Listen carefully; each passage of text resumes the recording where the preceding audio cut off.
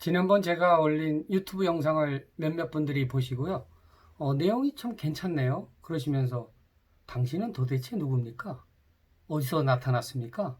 이런 좀 궁금해 하시는 게 있어서 저를 간단히 좀 소개하겠습니다. 저는 1988년도 국민연금에 입사해서요. 한 33년간 근무하고 올해 말에 정년 퇴직을 눈앞에 두고 있습니다. 그동안 삼삼하게 국민연금에서 근무했고요. 또 많은 혜택을 누려서 감사를 드리고 있습니다. 현재는 그 국민연금에서 얻은 여러 가지 지식, 경험을 전북대학교하고 오산대학교에서 학생들에게 강의를 하고 있습니다. 이렇게 강의를 하다 보니까 이 내용을 좀 더 많은 분들에게 좀 전달했으면 좋겠다 하는 그런 생각이 들어서 유튜브를 시작하게 됐습니다. 처음 하다 보니까 많이 부족합니다. 몇몇 분들은 또 보시고 썸네일도 멋있게 해야 많은 분들이 보실 거다. 그리고 이해를 돕기 위해서는 자막도 처리해야 된다. 이런 조언을 해주세요. 저도 그런 생각에 공감을 하면서 어떻게 하면 할 수 있나 하고 좀 잠깐 공부해 봤더니 제 실력으로는 바로 적용을 못 하겠습니다. 그래서 다른 하는 일도 바쁘고 해서 연말까지는 그냥 이렇게 진행을 하면서 썸네일과 자막을 할 수 있는 능력이 되면 좀 보완하도록 하겠습니다. 대신에 형식보다 내용에 더 충실할 수 있도록 노력을 하겠습니다. 많이 이해해 주십시오. 자, 오늘의 주제는 국민연금의 수익성에 대해서 좀 얘기해 볼까 합니다. 국민연금이 다른 사적연금 이런 것보다 얼마나 괜찮은 또 금융상품이 될 수 있나 하는 그런 주제인데요. 몇 가지 관점에서 얘기해 볼 수 있습니다. 첫 번째는 국민연금의 내부 수익률과 퇴직연금의 평균 금리를 비교해 볼 수 있습니다.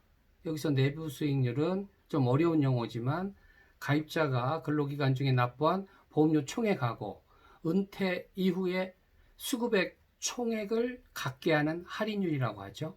퇴직연금의 평균 금리는 뭐 여러 가지가 있을 수 있겠지만 1년 만기 원리금 보장 상품을 가정했고요. 그랬을 때 2018년도 기준으로 조사해 봤더니 DC형의 퇴직연금 같은 경우는 평균 금리가 한 3% 내외였습니다. 그런데 국민연금에 있어서의 내부 수익률은 30년 가입을 가정했을 때 한 평균 소득자 230만 원 정도 되는 평균 소득자의 그 내부 수익률이 한 6.6 정도 나오는 것으로 나왔습니다.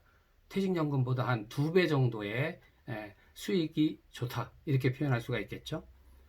그러면 조금 더 이해를 쉽게 하기 위해서 수익비라는 개념으로 한번 또 설명을 드려보겠습니다. 여기서 말하는 수익비란 한 가입자가 납부한 보험료 총액을 연금 수령 시점으로 현재 가치하고요. 또 평균 수명만큼 산다고 가정했을 때 받은 그 연금액 총액을 역시 연금 수령 시점으로 다시 현재 가치화해서 보험료 총액하고 연금 수령액하고 이 두 가지를 한번 비교해 보는 겁니다. 어떤 게 크고 어떤 게 작은지. 그랬더니 국민연금의 경우에 있어서 평균 소득자를 한 230만 원 정도라고 봤을 때, 그리고 가입 기간을 30년 가정했을 때 평균 소득자의 수익비는, 즉 급여액 총액이 보험료 총액보다 한 1.8배 정도 크더라.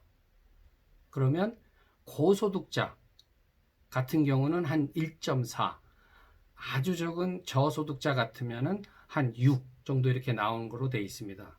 그럼 일반 분들은 이런 생각을 가지실 수 있어요. 저소득 수익비 6? 그러면 가능하면 적게 내는 게 유리하겠구나. 뭐 틀린 말은 아닌데요.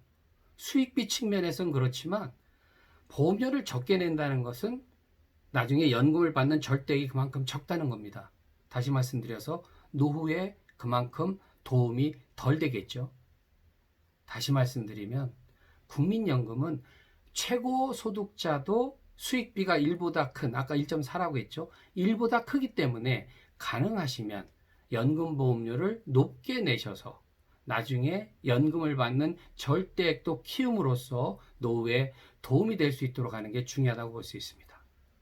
다음 마지막으로는 뭐 금융 가치 측면에서도 볼 때 만약에 매월 연금을 100만 원을 받는다라는 분이 있다면 그분이 똑같이 은행에 일정 금액을 예치해 놓고 이자를 100만 원 받는다고 하면 어느 정도의 목돈을 예치해 둬야 될까? 이렇게 또 비교해 볼 수도 있을 것 같습니다.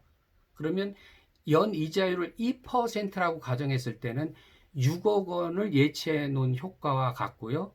연이율이 1.5라면 8억 원을 예치해 놓은 효과와 같습니다. 그만큼 연금액 100만 원 정도 받는 것이 결코 작은 것이 아니죠. 이런 측면에서 국민연금의 수익률을 많이 얘기하다 보면 그렇게 국민연금 수익이 좋으면 국민연금 재정이 조만간에 바닥나는 거 아니야? 이런 우려를 하는 분들이 있습니다. 그 우려가 또 일정 부분 맞기도 하죠. 그래서 국민연금 가입 홍보를 너무 적극적으로 하는 것은 또 바람직하지 않느냐라고 얘기하는 분들도 있습니다. 그래서 이런 부분은 굉장히 무거운 주제고요. 국민연금이라는 것은 제도와 기금이 있죠. 그래서 국민연금을 운영하고 바라볼 때는 따뜻한 가슴과 차가운 머리를 가지고 접근해야 된다고 얘기합니다. 그래서 이 문제는 다음에 다시 한번 또 다룰 수 있도록 하겠습니다. 오늘은 여기까지 하겠습니다. 감사합니다.